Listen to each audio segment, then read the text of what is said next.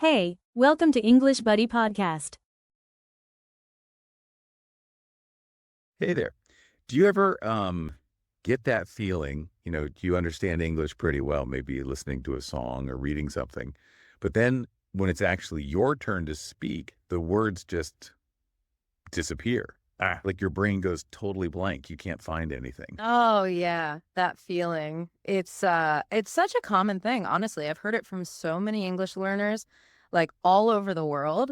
And hey, I've even felt it myself learning other languages. It's definitely not, a problem with your understanding or how smart you are. It's just a really, really normal part of the learning journey. So if that sounds like you, seriously, you are not alone. Exactly. It's so relatable. So, okay, today, let's really talk about why this happens. Like, why does our brain do that? And maybe more importantly, we're going to share some simple real life ways you can start getting your English speaking flowing, step by step. We want to help you feel a bit more comfortable, more confident when you speak, whether that's like at school or work or just, chatting. Yeah, and these ideas, they're not complicated, not at all. But they're super powerful because they really focus on helping you use what you already know.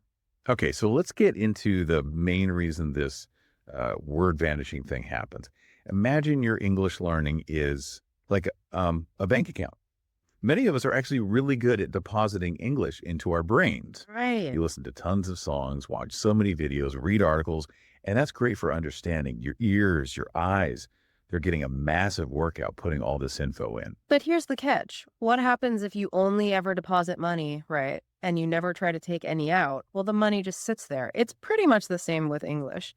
If you're only taking information in, listening, reading, learning grammar rules, maybe, but you're not actively putting it out, like speaking or even writing, then your speaking muscles, they just don't get a chance to get strong. You build up this huge understanding inside, but the ability to produce the language quickly, easily, it hasn't really developed yet. Yeah, that's a great way to put it. It's kind of like going to the gym and only ever training your arms. Your arms get super strong, right? Yeah. But your legs might stay kind of weak if you only practice listening and understanding.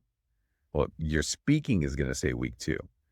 You might even know thousands of words, maybe loads of grammar rules, but if you don't actively use them, your mind just doesn't know how to grab them quickly when you need them. Like in a real conversation, it's not really a knowledge problem. It's more of a retrieval problem, like getting the words out. Exactly. Your brain has all this amazing English stored away, but without that consistent practice and accessing it fast, it's like having a giant library, but no librarian to find the right book, instantly when someone asks. So the why often comes down to just building those quick pathways for active recall. Spot on. It really means we need to shift gears, right? From just receiving information to actively producing it. So Yeah. the big question then is, how do we actually start using what we understand? How do we activate those speaking muscles? Okay, so how do we start getting those muscles working? Well, the great news is you can start small, like right where you are today. You don't need some fancy tutor or an expensive course to just begin. Yeah, totally. And one really powerful first step we found is instead of trying to talk about everything all at once, focus on specific everyday topics, things that actually matter to you. Like pick something simple, your family, maybe, your favorite food, what you do for work, something you're already kind of comfortable with in your own language. So let's say you pick food, start really simple, something you might actually say, like, I like pizza, easy, right? Then just slowly add a bit more detail. I like to eat pizza for lunch. Okay, good. Added a verb, context, keep going. I like to eat 2 slices of mushroom pizza for lunch. See, you're building the sentences, making them a little longer, a bit more natural. You're practicing how to structure them. Yeah, you're giving your brain that practice. And right now, maybe listening, can you think of a simple sentence about your favorite food? What do you like to eat? Try saying it out loud. Go on, even just whispering it helps. And it's not just about single words, is it? It's about how words, how they naturally stick together. That's where those collocations come in handy. Right, like you make a decision, but you don't make a photo, you take one. Little things like that. These small pairings, they often make you sound much more natural. It's not just about knowing lots of words. Yeah, focusing on those common word partners can really speed things up, make you sound more fluent. And what's really interesting here is how much easier it is to remember new words or even phrases like cold lunch or lunch break when you connect them to your own life, to Oh. your own experiences. And you see how they're actually used in real English, not just, on a list. Okay, so once you're building those sentences, here's where it gets really interesting. And maybe, yeah, a little funny feeling at first. The next strategy is talking to yourself out loud. Huh. I know when I first heard this, I thought, seriously, am I going to sound completely crazy? But honestly, it's one of the most effective things you can do. Did you feel a bit silly doing it? Oh, absolutely. At first, it feels totally awkward. Like, who am I talking to? But you realize pretty quickly how powerful it is. When you talk to yourself, you're basically giving your brain practice runs. You're pulling out those words, those phrases, getting them ready. So when you do talk to someone else, the words are kind of closer to the surface. They're ready to go. It's like a rehearsal for the real thing. Exactly. It builds that muscle memory we were talking about. Your tongue, your mouth, they actually need the physical practice of forming the sounds and words. Right. Okay, another really powerful idea, especially for making new words actually stick, is to use them. Like right away. We hear loads of new words, right? Especially listening to English. But how often do we actually turn around and use them in our own speaking? Good question. Probably not often enough. So our next strategy is pretty simple, but really effective. Learn and use just one new word every single day. Seriously, don't try to learn like 30 words in one go. You'll just get overwhelmed and probably give up. The real magic is in consistency. Just one new word or phrase each day. Yeah. And it could even be a simple word you technically already know, but maybe you don't use it much when you speak. So here's how. Write the word down. Then think about how it connects to something happening in your day, something personal. And then this is the important part. Use it in a sentence, even if you're just talking to yourself again. Okay, give us an example. Okay. Maybe you hear the word gargantuan, which just means extremely large or really, really big. So today you could maybe say to yourself, wow, I watched that video about whales earlier and that blue whale was truly gargantuan. Boom, you used it. You connected it. Nice. I like that. Simple, but you're actively using it. So thinking about today, was one new word you heard, maybe even from us just now, how could you use it in a sentence about your day? Try it. Say it out loud right now. Actively using new words like this, it really helps you start to actually think in English more instead of always doing that mental translation dance in your head. Because lots of languages, right, they have totally different word orders than English. So if you're constantly translating from your native language, whatever it is, that's going to slow you down big time. Yeah, makes sense. Yeah, so actively using the new words helps you kind of bypass that translation step. You start building those direct connections in English. Okay, this actually leads really nicely into a great daily habit, something that ties everything we've talked about together. Yeah. And that is summarize your day and review any notes you took aloud. Ah, yes. Good one. Yeah, so at the end of each day, maybe take like 15 minutes, not long. Just think about, say, the 3 to 5 main things you did. What happened? What did you get done? Then describe those things out loud in English. You're forcing your brain to process your actual day in English. Maybe you cooked dinner, you went to work, you talked to your family. Describe those things. Even simple sentences are great practice. You're basically taking your day, which you probably thought about in your own language, and pushing your brain to express it in English. It's fantastic for reviewing vocabulary you kind of know, but maybe struggle to pull out quickly. And this next part, it's super important if you're someone who takes notes, which, by the way, is a great idea. Definitely. If you take notes when you're listening or learning English, don't just let them sit there gathering dust. Read them out loud. Yes. Out loud is key. Maybe read them 3 times. The first time, yeah, it might feel a little awkward. You might stumble a bit. The second time, probably a bit more comfortable. And by the third time, Your tongue starts to feel ready. The words come out more naturally. It gives your tongue amazing practice. It connects what your eyes see on the page with what your mouth is actually saying. It really bridges that gap between just understanding and actually speaking. Sometimes, though, it's not just about knowing what to do, is it? It's about feeling okay doing it.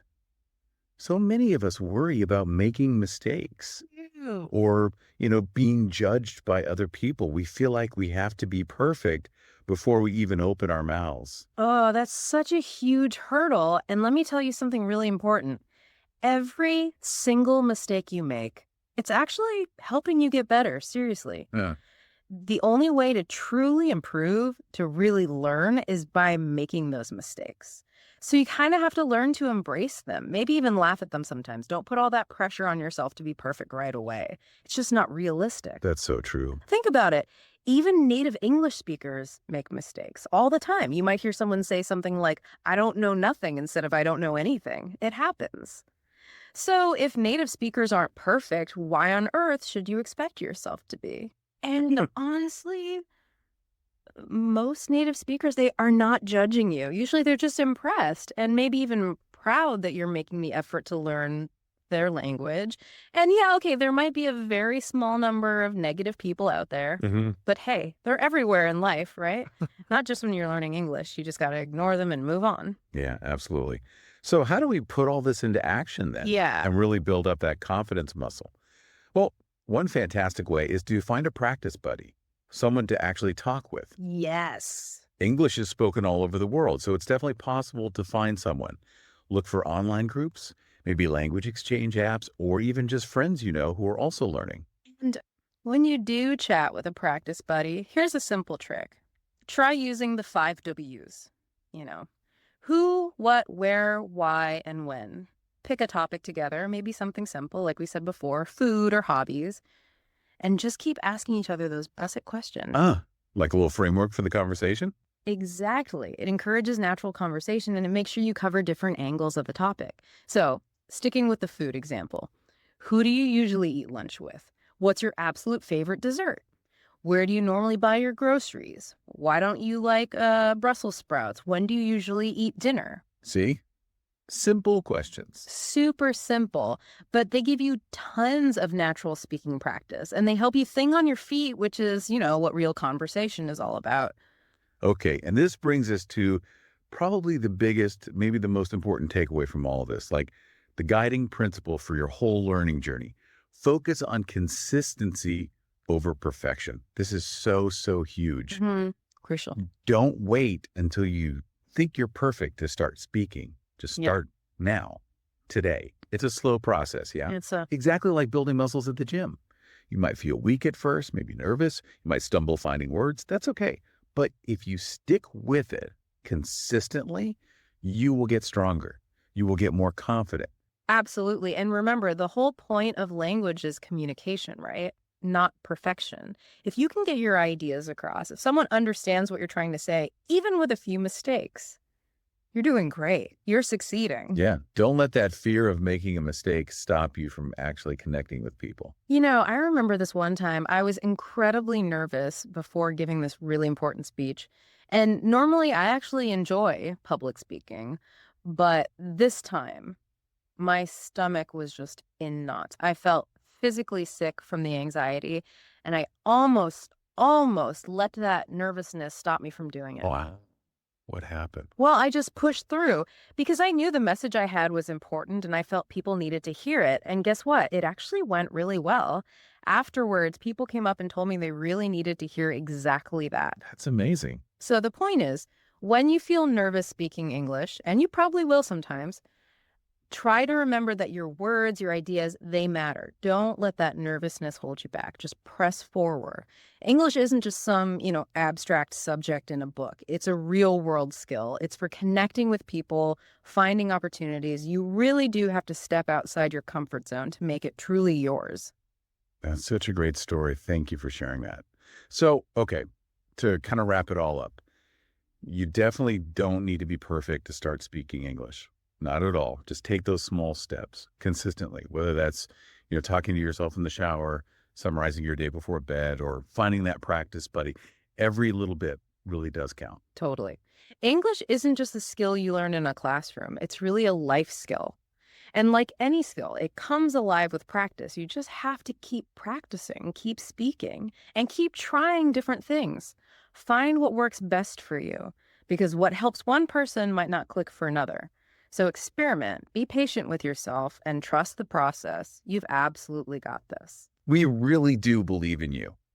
Seriously, the fact that you're understanding us right now, that's proof of your amazing intelligence and all the hard work you've already put in. You've come so far already. So here's a little thought for you to take away today. What's just one small, consistent step you can take right now, maybe even today, to start activating those English-speaking muscles? Think about it. And then, go do it. Even 5 minutes counts. Yeah, go for it. Keep learning, keep speaking, and we'll chat again soon.